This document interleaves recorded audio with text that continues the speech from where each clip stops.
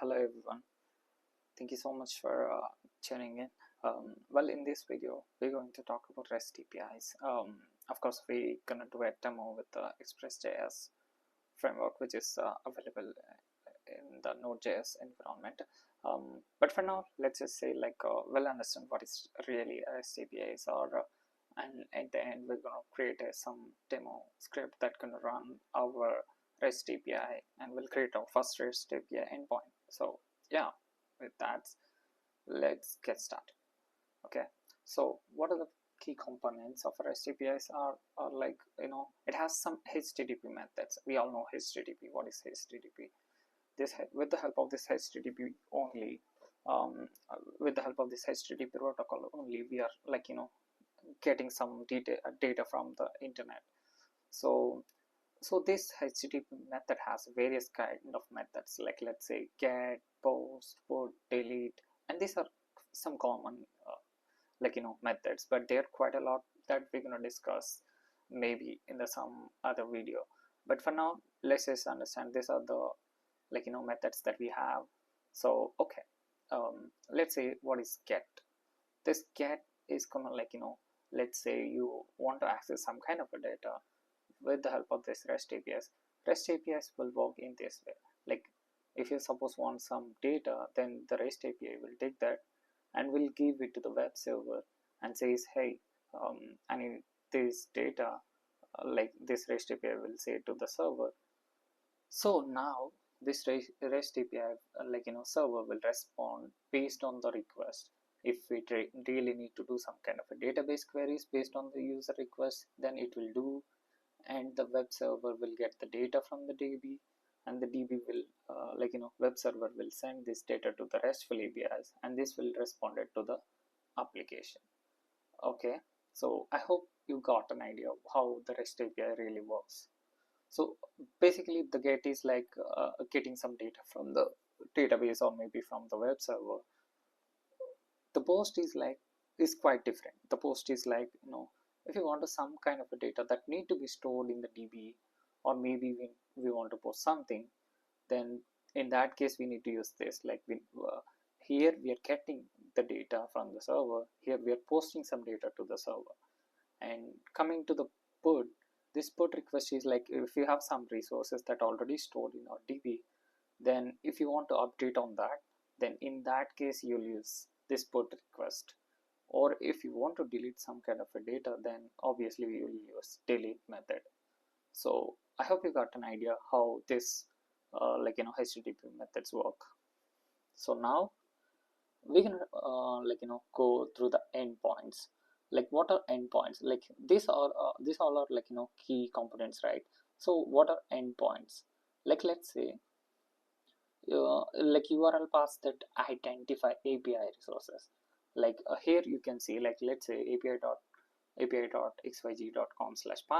Here the path will be the identifier of the API resources. If you go through some kind of this path, then it gonna respond with some data. So that is what here saying, like here whatever it can be, it can be a path, it can be about, it can be something. So yeah, this is what we call endpoints. Okay, I will discuss more about this thing in the demonstration part, rather than here theoretical thing definitely gonna not make any sense. So yeah, so let's go to the statelessness.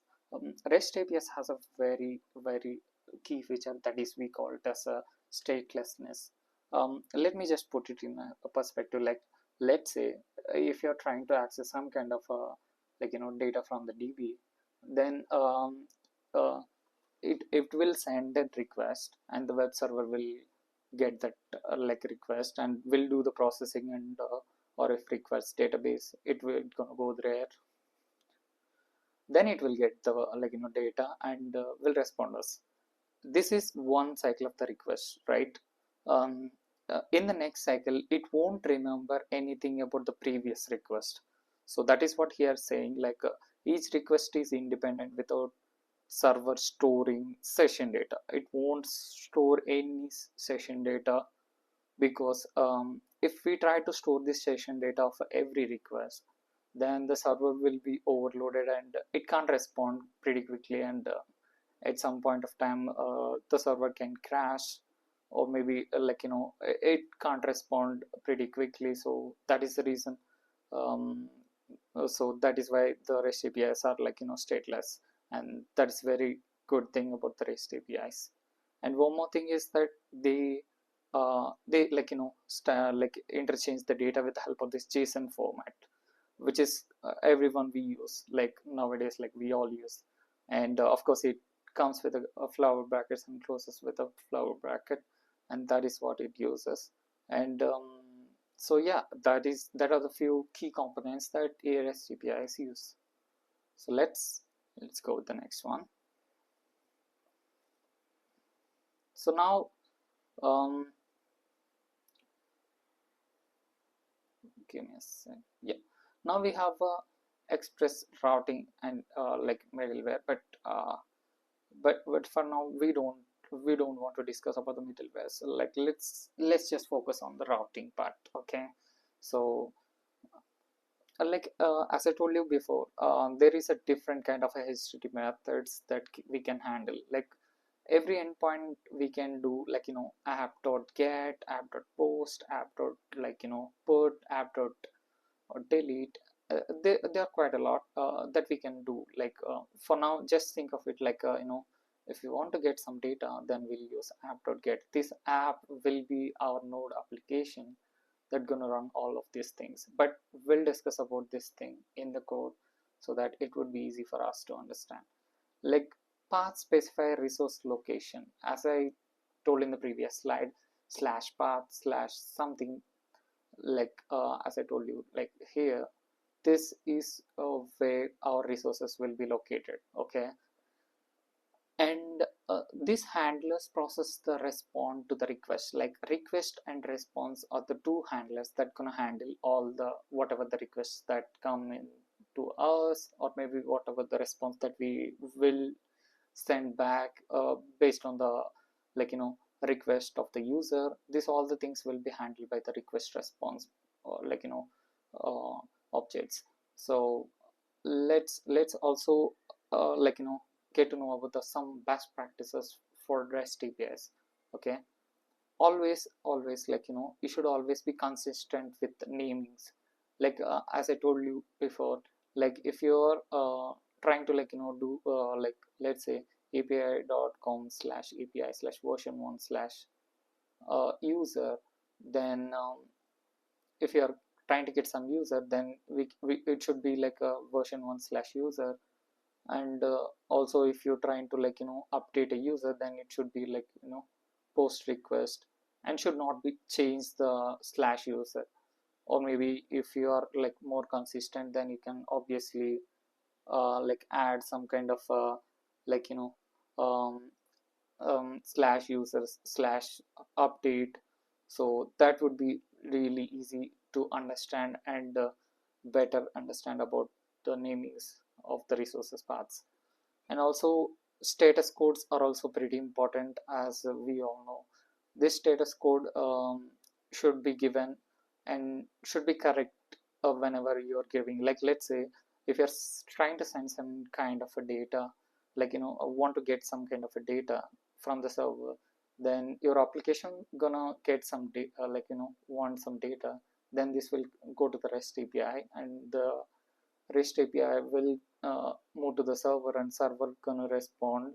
If it requires any database related queries need to be done, then it will do those things, and web server will get the data from the DB, and the web server will send to the REST APIs, and that will come to us, and it will add 200 OK if the request processes everything is good. If there is anything that is wrong, or maybe the request is not going well, then it gonna obviously say like, hey, the request isn't successful with the 400 bad request. So it is always good to put the correct HTTP codes. And we have versioning, as I told you, like let's say you have a e-commerce website, and this has a two different versions of APIs. Okay, like this is a quite old version of the API, and this is a latest version of the API. And and you're using this legacy like version like API for a long time, and you have moved to the version 2 with a little bit of changes here and there, but of course version 1 will also work, but maybe there are few features that might not be there in this like latest version. So in that case it is always good to like version these things. If in case if we have any problem with the version 2, then we will have a backward compatibility to go back with the version 1 and up and run our application until the version 2 is fixed. So yeah, this is also a very good thing that need to be like implemented in your REST APIs. And also always make sure security is also very important thing in the REST APIs. Implement authentication and limited data exposure. Like I have seen so many people who build these APIs and just expose all the sensitive information by requesting the data. So always make sure that only send what the data that the user needed, not other sensitive information that you need to share. So now we'll talk about the handling errors and responses. So we can detect errors by using a try catch, or we do have a promises in JavaScript as well. Like those things we can use to detect errors if there is any problem with the request or request response. So also we need to like send correct status codes like 404, 400, 500. Here 404 means if any resources is not found, then it gonna respond with the status code of 400, 404.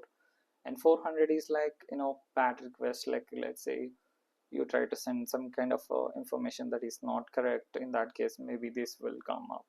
Okay, and then we have a 500, which is which will come if the like server is like not working, or maybe it is down currently. In that cases the 500 request will come. And also always provide whatever the message is, like errors or maybe any responses you're giving, that should be always informative, and always avoid sending sensitive information in the messages. So that is a thing that you should always remember. And testing and documentation tools that I'm gonna talk about later on, maybe in some other video. But for now, let's say we can use Postman for testing our APIs. Swagger like will automatically auto-generated UI in few frameworks like Fast API, and there are few more that I'm gonna talk later on the videos. But so we can also automate the test using just Mocha. These things we can use to like automate the tests as well. But we're gonna talk about these things later on, because this these things we need separate video to discuss about this all the things. So definitely we're gonna do some other thing. So yeah, so now we're gonna do the demo part of this video. So here I have like just created a empty folder for a REST API demo. So I'm gonna like, let's say open with a VS Code here in this REST API demo folder. So let's say we can like creating click on this new terminal. So let's close this all the things, and we're gonna create a new like new JavaScript project for that. npm init -y. This is gonna automatically create a JSON file for me, so that it would be easy for us to work with.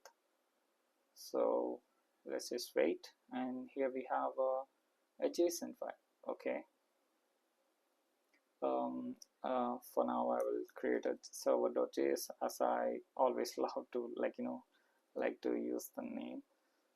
And I'm gonna create a start script, node server.js.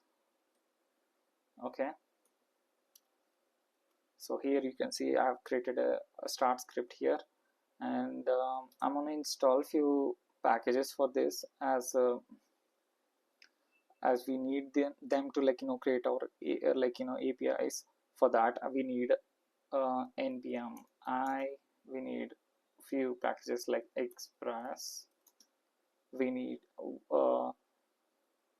this Express to create our APIs, as Express is a framework that we can use to create this REST API. So I'm just installing that, and just like that it gonna try to install the dependencies, and it will install add a node modules folder here.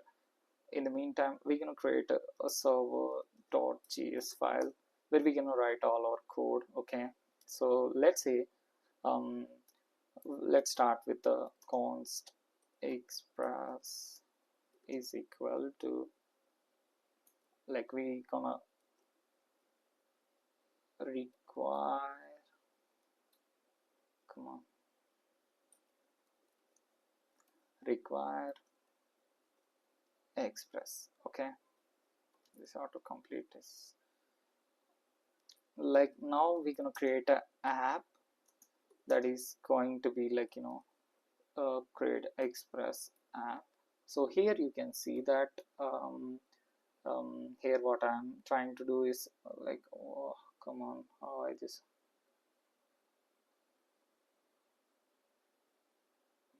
why can I stop this? So here you can see I've created a app with the help of this Express. So now we can use this app to do get all the data and all. So now let's just create a endpoint like app app dot get, and we're gonna create some kind of slash endpoint with request comma response. So yeah, res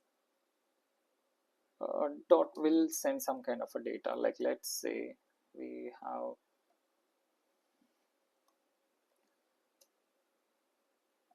okay, let's send hi,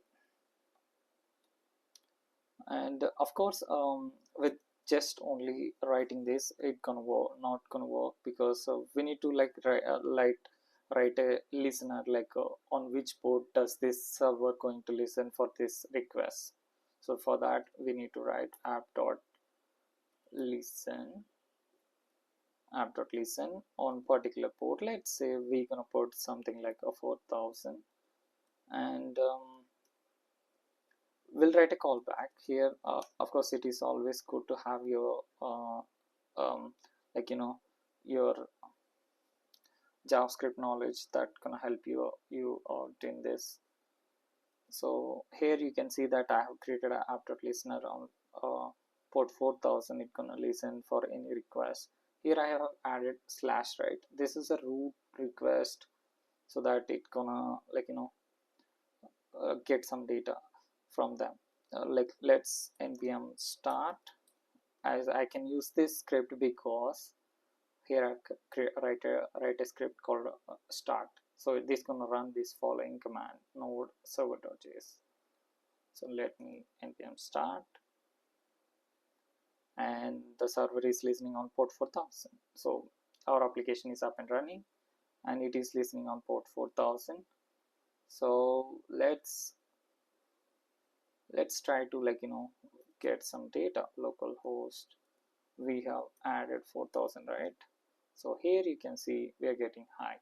That means our API is successfully sending the data whenever we go to this particular domain, path.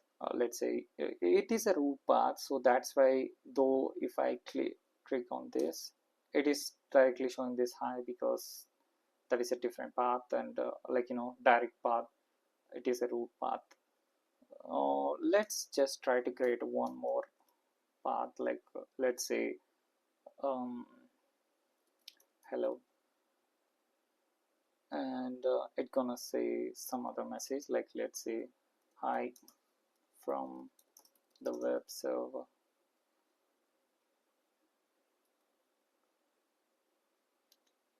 So if I go to hello path,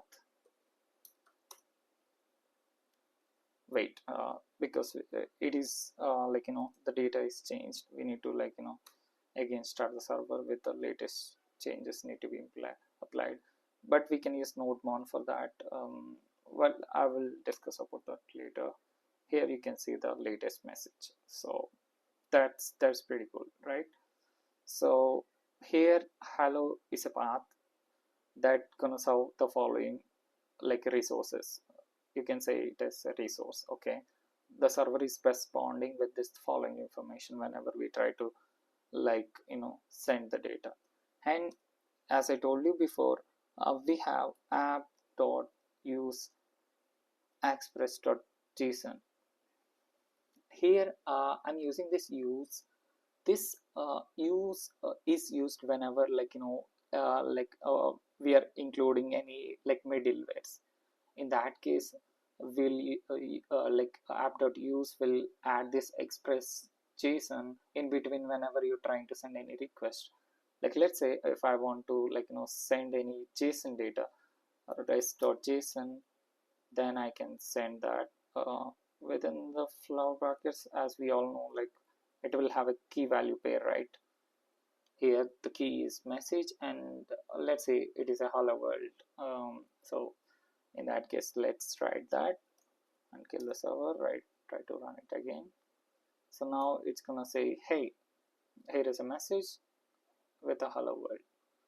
So I hope this clears you the basic usage of Express.js. Here we're just trying to get the data, but there are different kinds of methods that we're gonna discuss in the later part of the video.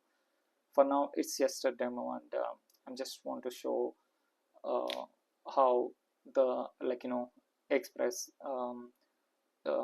can be utilized to create a API endpoints, REST API endpoints. So yeah, that's pretty much it for this video.